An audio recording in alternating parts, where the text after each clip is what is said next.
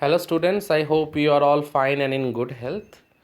In my previous audio presentation, I discussed about Doris and Cyril Pearson. They were discussing what actually was wrong with their mother, but it seems to them that they tried very hard to come to a conclusion, but it seems to them that the entire situation that they had faced individually was very strange enough because Mrs. Pearson behaved in a very aggressive, in a very dominating manner, exactly opposite to her personality, and that really shocked both her children. Now let's continue. And another important information we get that both Cyril and Doris decided that they won't go outside that evening. They would stay back and they want to see how Mrs. Pearson behaves with George Pearson. So now let's continue. Mrs. Pearson enters right, carrying a bottle of stout and a half filled glass. Cyril and Doris try to stop their guffawing and giggling, but they are not quick enough. Mrs. Pearson regards them with contempt. Now they were actually smiling, giggling, and they tried to stop that particular process of smiling and giggling before the entry of Mrs. Pearson, but they were late because Mrs. Pearson already entered. Now let's see. Mrs. Pearson coldly, you two are always talking about being grown up. Why don't you both try for once to be your age? That try to grow up, be self independent. You two are still very much childish. Cyril, can't we laugh now? Mom, you are acting superbly. Can we laugh now? Because it is too much for us. Mrs. Pearson, yes, if it's funny, you can laugh. Go on, tell me, make me laugh. I could do with it. Yes, make me laugh. If this is funny to you, definitely you laugh because I talked that you have to be self independent and you have to stop being childish. Now, if that makes you laugh, you laugh. There is no problem with that. Doris, you know, you never understand our jokes, Mum. You never understand our jokes, Mum. Mrs. Pearson, I was yewing at your jokes before you were born, Doris. Yes, I was yewing at your jokes before you were born because I am your mother. So don't talk about jokes and all these things.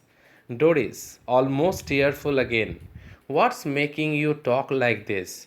What have we done? Mom, today you are talking in a very harsh manner and she is about to cry once again. And she is saying that what make you talk like this? What have we done that make you talk in this manner with us? Mrs. Pearson promptly, nothing, but come in, ask for something, go out again, then come back when there's nowhere else to go. But it seems that you two are not responsible at all. You just get inside the house, you ask for something or rather to say you demand something, then again you go out, then again you come back because there were nowhere else to go. Cyril, again Cyril is very aggressive. Look, if you won't get tea ready, then I will find something to eat myself. Mom, I repeatedly am asking you to prepare tea for me. If you can't, then I will help myself. Mrs. Pearson, why not? Help yourself. She takes a sip of stout. Definitely be self independent. Why you are always relying on me? Yes, definitely you go to the kitchen and prepare for yourself a warm cup of tea. Why not? Help yourself. Cyril, turning on his way to the kitchen. Mind you, I think it's a bit thick. I have been working all day. Mom, it's very harsh because this is not expected from you because I have been working throughout the entire day. Doris, same here. Mrs. Pearson, 8-hour day? Cyril, yes. Uh, 8-hour day, and don't forget it. Mrs. Pearson, I have done my 8 hours. Are you talking about 8 hours of work? And then obviously Cyril told yes, 8 hours of work. Then Mrs. Pearson told Cyril that I have already done my 8 hours. Cyril, that's different. Doris, of course it is. Mrs. Pearson calmly. It was. Now it isn't. 40-hour week for all now. Just watch it at the weekend when I have my 2 days off. Now I also need my 2 days off, that is Saturday and Sunday, and it will be 40 hours a week. That means 8 5s are 40. That means 5 days in a week, 8 hours per day, and 2 days off. That is what she demanded. Now, this is something unthinkable. Both Cyril and Doris, they are totally shocked, and now they are equally surprised. Doris and Cyril exchange alarmed glances. Then they stare at Mrs. Pearson, who returns their look calmly because they never expected that their mother will talk in this way, that she also needed to uh, 2 days leave, okay, 2 days off rather to say. She will work 8 hours a day for the from Monday to Friday, and Saturday and Sunday she wanted 2 days leave or 2 days off.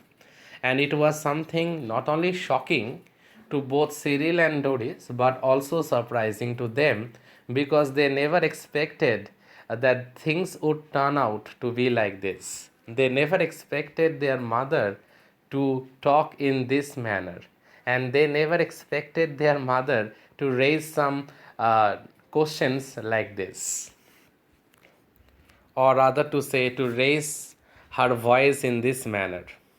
So let me continue, dear students. Cyril must grab something to eat.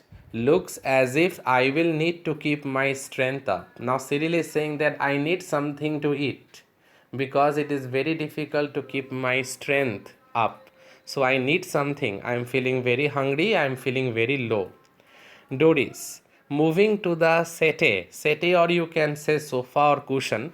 Mummy, you don't mean you are not going to do anything on Saturday and Sunday? Now that particular deal made Doris and Cyril very, very cautious. And Cyril, he can do a bit of work, household work, but for Doris, the girl, she is good for nothing, as I already told you earlier.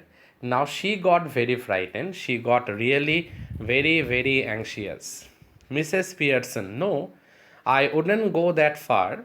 I might make a bed or two and do a bit of cooking as a favor. No, that doesn't mean that I won't do any work on Saturday and Sunday.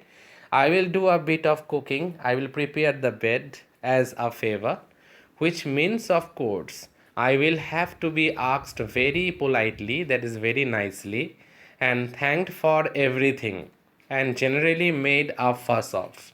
But any of you 40-hour-a-weekers who expect to be waited on hand and foot on Saturday and Sunday with no thanks for it are in for a nasty disappointment. Might go off for the weekend perhaps, but I had to be asked very politely, very nicely, and not only that, another important thing is that if I don't get any sort of thanks, then obviously then you had to face some nasty disappointment. That means I won't work and I might go off for the weekend perhaps. And for that reason, you to be prepared along with your father. Now, I will prepare food, I will make the bed, but in return to that, as a favor, I want you all to behave nicely. I want you all to talk politely with me. If not, then face a nasty disappointment because I might go out for the weekend perhaps if I am not treated in a proper manner. Then I had to take the toughest toughest, I had to make the toughest choice. And what is the toughest choice? I would go off for the weekend perhaps. Now, Doris. Now, this is something Doris is also very much shocked. Go off for the weekend, Mrs. Pearson. Why not? I could do with a change. Stuck here day after day, week after week. If I don't need a change, who does? Why not? Can't I go out for a weekend also? Because I am stuck here day after day, week after week. If I don't need a change, who does? Definitely, you all go out, you all enjoy, you go out for partying with your friends, you go out hanging out with your friends, spending time outdoors, while I stay always indoors. Why can't I go outside?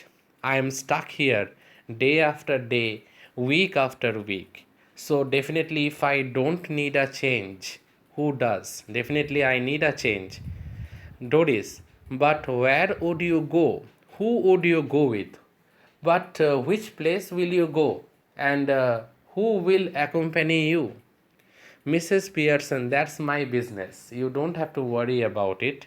Where I will go, with whom I will go. You don't ask me where you should go and who you should go with, do you? Do you ask me when you go out, with whom you go out? Do you ask me at that time?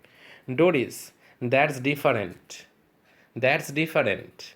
Mrs. Pearson, this dialogue is very important, dear students.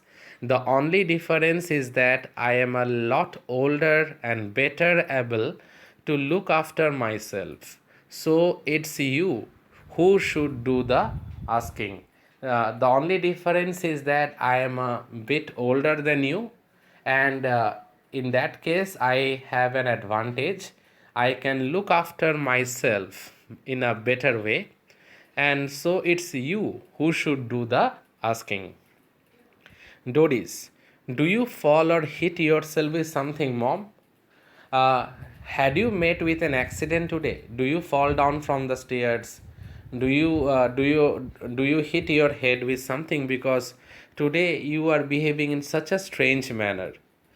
Mrs. Pearson, no. But I will hit you with something, girl, if you don't stop asking silly questions. But Mrs. Pearson is getting very angry. She told Doris that if you don't stop asking silly questions, then I might hit you with something. Now, you know that on the slight pretext, Doris, she goes on crying. Again, she went on crying. She begins to cry, not passionately. Mrs. Pearson, stop blubbering. You are not a baby. If you are old enough to go out with Charles Spence, you are old enough to behave properly. Now, stop it. Now, if you are old enough to go out with Charles Spence, that means that you are old enough to behave properly. Now, please stop crying in this manner. Now, dear students, I stop my audio presentation right here. In my next audio presentation, there will be, a new character will be introduced to all of us, and that character is George Pearson, or we can say Pompey Pearson, the 50-year-old husband of Mrs. Pearson. Now, I end here only. Doris is crying, and Mrs. Pearson, that is Mrs. Fitzgerald, as we know by this time, she rebuked Doris and told her that if you can go out with your boyfriend, that means you are old enough not to cry in this manner. So that is it, dear students. In my next audio presentation, I will continue from the next line. Please listen to this audio presentation and clarify your doubts if any. Thank you, students. Thank you all.